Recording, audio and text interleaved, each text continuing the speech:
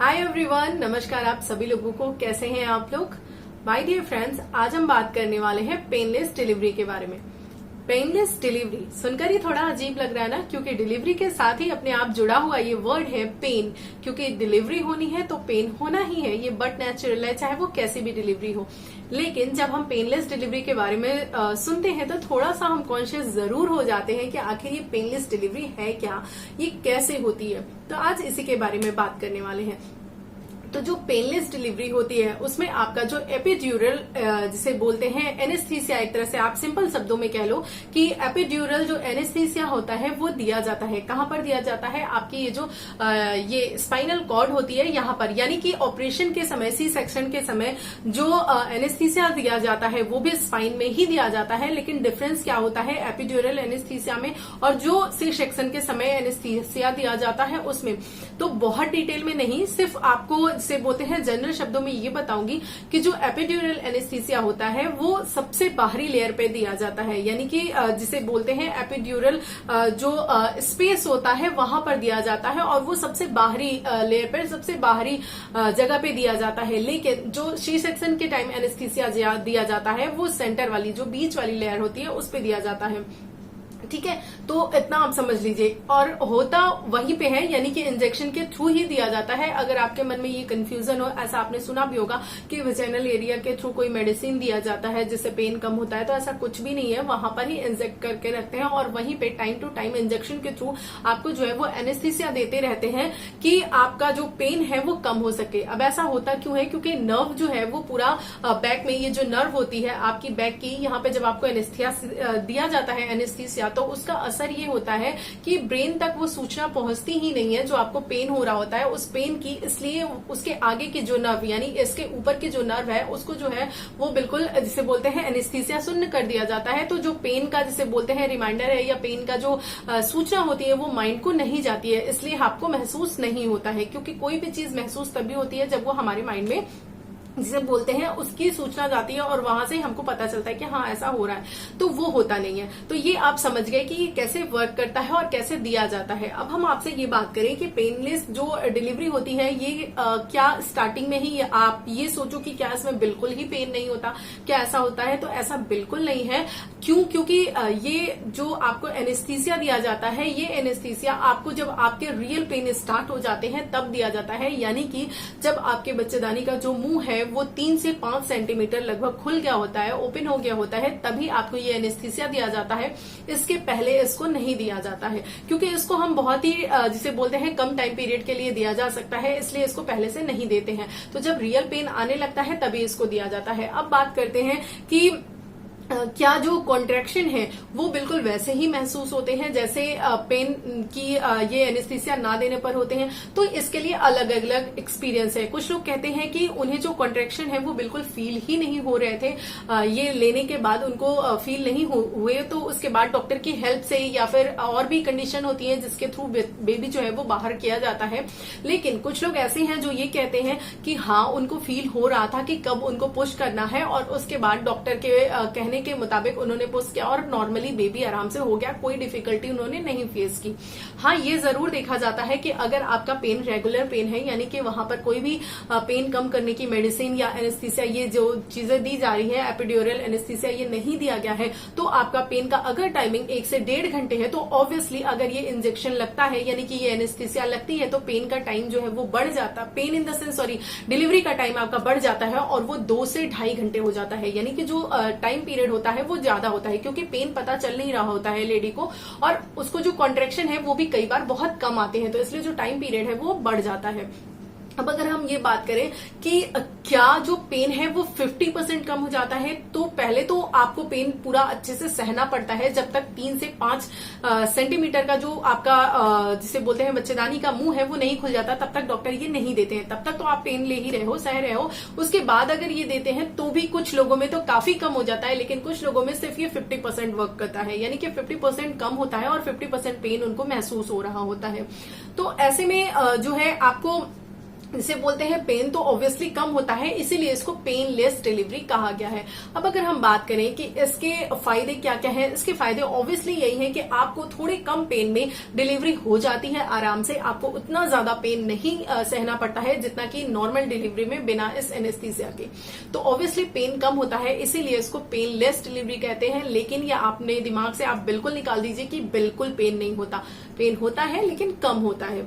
अब बात करें कि इसके जो बोलते हैं क्या नुकसान है, तो ऑब्वियसली इसको बहुत पहले से इसलिए नहीं दिया जाता है क्योंकि ये जो एनेस्थीसिया होता है इसका असर प्लेसेंटा के थ्रू बेबी के पास भी पहुंचने का खतरा होता है, इसीलिए इसको कम टाइम पीरियड के लिए दिया जाता है। तो कई बार ऐसा होता है जब बेबी जो है अगर नॉर्मल है, सब कुछ ठीक है, अपनी टाइम ड्यूरेशन से उसको ऑक्सीजन की कमी नहीं हो रही, तो वो नॉर्मली जो है अगर निकल जाता है यानी कि फंसता नहीं है तो क्या होता है, सब कुछ ठीक रहता है। लेकिन कई बार ये देखा जाता है कि जब पेनलेस डिलीवरी में ये एपिड्यूरल एनेस्थीसिया दिया जाता है तो बेबी जो है, कई बार ऐसी कंडीशन होती है कि बेबी का जो जिसे बोलते हैं हेड है वो फंसा हुआ है, निकल नहीं रहा है, बेबी को ऑक्सीजन की कमी हो रही है। तो ऐसे में कभी कभी जो डॉक्टर हैं उनको औजार का प्रयोग करना पड़ता है, यानी कि कभी आपने देखा होगा कि बेबी के हेड के पास लगाकर ऐसे उसको निकालते हैं, तो वो सारी चीजें भी यूज की जाती हैं। और जिसे कहा जाए कि कई बार अगर जिसे बोलते हैं केसेस अगर रिस्की हो जाते हैं तो डॉक्टर उसी समय तुरंत सी सेक्शन का भी डिसीजन लेते हैं। तो अगर आप पेनलेस डिलीवरी करवा रहे हैं तो आप बिल्कुल भी ऐसा मत सोचिए कि 100% आपकी डिलीवरी नॉर्मल डिलीवरी ही होगी। अगर कोई इस तरह का केस फंसता है, बेबी में ऐसी कोई प्रॉब्लम समझ में आती है, तो डेफिनेटली जो है वो क्या किया जाता है, तुरंत ही सीजर कर दिया जाता है। उसके लिए एनेस्थीसिया का आपका डोज बढ़ा दिया जाता है और उसके बाद फिर सीजर किया जाता है। तो ये सारी चीजें जो है वो होती हैं। अब एनेस्थीसिया का असर बेबी में जाने का कई बार खतरा हो जाता है अगर बहुत ज्यादा टाइम पीरियड लेडी को लग जाता है, यानी कि वो डिलीवरी में बेबी फंसा हुआ है और बेबी बाहर नहीं आ रहा है, ऐसे में काफी टाइम लग गया है, तो बेबी के ऊपर भी असर जाने के चांसेस होते हैं। कई बार ऐसा देखा गया है कि जो बेबी होता है थोड़ा सा सुस्त पैदा होता है, यानी कि पैदा होते ही नॉर्मली तुरंत रोता नहीं है, कुछ टाइम लेता है वो रोने के लिए, थोड़ा सा सुस्त होता है क्योंकि उसके ऊपर इसका असर होता है। लेकिन ये असर थोड़ी देर के बाद चला जाता है, ये बहुत देर तक नहीं रहता है। अगर लेडी में बात करें कि उनको क्या क्या प्रॉब्लम हो सकती है, कोई जरूरी नहीं कि जो मैं बातें बता रही हूँ ये 100% सबके ऊपर लागू हो, यानी कि सबको प्रॉब्लम हो, लेकिन कुछ केसेस में ऐसी प्रॉब्लम्स भी देखी जाती हैं। तो मेरा काम है आपको पूरी सूचना देना, इसलिए मैं आपको बता रही हूँ। कई बार ऐसा होता है कि जिस एरिया में एनेस्थीसिया दिया जाता है, यानी कि यहाँ पर जिसे बोलते हैं रैशेज हो जाते हैं, इचिंग होती है, और कई बार लेडी को हल्का फीवर भी आ जाता है इसकी वजह से, और पैरों में जो है चलने में कई बार दिक्कत होती है, और जिसे बोलते हैं कि कई बार ऐसा पता नहीं चलता लेकिन यूरिन पास हो जाती है। तो ये सारी जो प्रॉब्लम है वो जिसे बोलते हैं देखा जाता है। जनरली ये भी देखा गया है कि जब ये एनेस्थीसिया दिया जाता है तो बीपी जो है वो डाउन हो जाता है, यानी कि बीपी फॉल होता है। तो हालांकि डॉक्टर जो है उसके रिगार्डिंग अपना जो भी जरूरी चीज है वो करते रहते हैं, लेकिन फिर भी ये जो उसके फैक्ट है वो आपको बता रही हूं मैं। तो ये सारी चीजें जो होती हैं पेनलेस डिलीवरी में, तो डिपेंड करता है ये डॉक्टर टू डॉक्टर। एंड आपको मैं बता दूं कि ये जो इंजेक्शन होता है, यानी कि जो ये एनेस्थीसिया दिया जाता है, इसको जो आपकी गायनी होती है वो नहीं देती है, ये उनका डिपार्टमेंट नहीं है। ये जो एनेस्थीसिया के डॉक्टर होते हैं जो स्पेशलाइज्ड होते हैं इसमें, वो ही इसको देते हैं, जिसे बोलते हैं एनेस्थीसिया को देते हैं।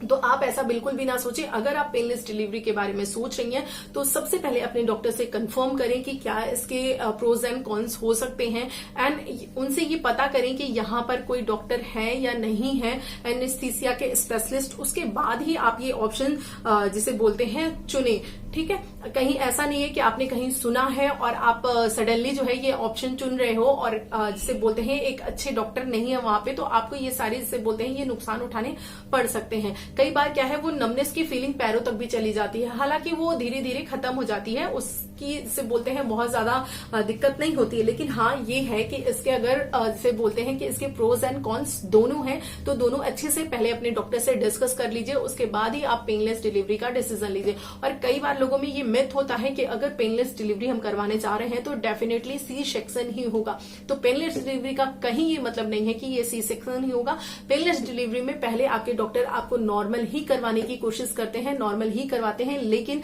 कई बार बच्चा फंस जाता है या बच्चे का, क्योंकि जिसे बोलते हैं कि पेन खत्म करने की जो दवा है, जो एनेस्थीसिया है, वो लेडी को दिया गया होता है। तो कई बार पेन बिल्कुल खत्म हो जाता है और जो कॉन्ट्रैक्शन होते हैं वो लेडी को महसूस नहीं होते, कॉन्ट्रैक्शंस नहीं आ रहे होते, तो वो पुश नहीं कर पाती है। और ऐसे में जो है क्या होता है, बेबी फंसा रह जाता है और बेबी का जो ऑक्सीजन लेवल है वो डाउन होने लगता है। तो ऐसे में डॉक्टर को डिसीजन लेना पड़ता है सी सेक्शन का, लेकिन ये हर केस में नहीं होता। जहां पर बेबी को प्रॉब्लम आ रही होती है वहीं पर ऐसा होता है। कई बार तो औजार से डॉक्टर जो है वो बाहर निकालते हैं बेबी को। हालांकि अगर मैं पर्सनल एक्सपीरियंस की बात करूं, पर्सनल इन द सेंस जो मैंने सुना है आसपास या देखा है, उसके हिसाब से ये जो औजार से बेबी को निकालते हैं ये बहुत ज्यादा सेफ नहीं होता। कई बार तो नॉर्मली अच्छे से निकल जाता है, कोई प्रॉब्लम नहीं होती बेबी को, लेकिन कई बार जो है वो बेबी को प्रॉब्लम आ जाती है उसके माइंड से रिलेटेड, उसके डेवलपमेंट से रिलेटेड। ऐसा मैंने केस अपने घर के पास में ही देखा है। तो इसलिए जो है पहले अपने डॉक्टर से अच्छे से पता कीजिए इन सारी चीजों के बारे में। अगर फैसिलिटी बहुत अच्छी है, वो ऐसा करवाते हैं, उनके यहाँ ऐसा होता है, आपको सब ठीक लग रहा है तो करवाइए। एंड अगेन मैं बता रही हूँ, पेनलेस डिलीवरी का मतलब सी सेक्शन नहीं है। पेनलेस डिलीवरी में नॉर्मल डिलीवरी होती है, ज्यादातर नॉर्मल होती है। जब कोई केस ऐसा फंस जाता है तभी वो क्या होता है, सी सेक्शन होता है। तो आई होप आप लोगों का ये डाउट पूरा क्लियर हो गया होगा कि पेनलेस डिलीवरी क्या होती है, इसमें कैसा इंजेक्शन दिया जाता है, ये सारी चीजें जो है वो मैंने आपको बता दी। इसके प्रोज एंड कॉन्स क्या है। हाँ, इसमें पेन कम होता है, डेफिनेटली कम होता है, लेकिन इसमें यही है कि आपका जो टाइमिंग है वो बढ़ जाता है, क्योंकि कॉन्ट्रैक्शंस उतने ज्यादा महसूस नहीं हो रहे होते हैं लेडी को। तो आप अच्छे से डिसीजन जिसे बोलते हैं सोच समझकर ले लीजिएगा, अपने हिसाब से अपनी गायनी से बात करके। ये जरूर कंफर्म कर लीजिएगा कि वहां पर एनेस्थीसिया के स्पेशलिस्ट उस हॉस्पिटल में हैं या नहीं जहां पर आप जा रही हैं अपनी डिलीवरी करवाने के लिए। देन तभी आप इस ऑप्शन को चुनिएगा, पेनलेस डिलीवरी को। तो चलिए मिलते हैं किसी अगले वीडियो में। वीडियो अच्छा लगा हो तो प्लीज आप लोग इसे लाइक कर दीजिएगा। मुझे बहुत मोटिवेशन मिलता है जब आप लोग लाइक करते हो, तो मुझे लगता है नहीं, मैं जो आपके लिए काम कर रही हूँ उसको आप पसंद कर रहे हैं। चलिए, नमस्कार।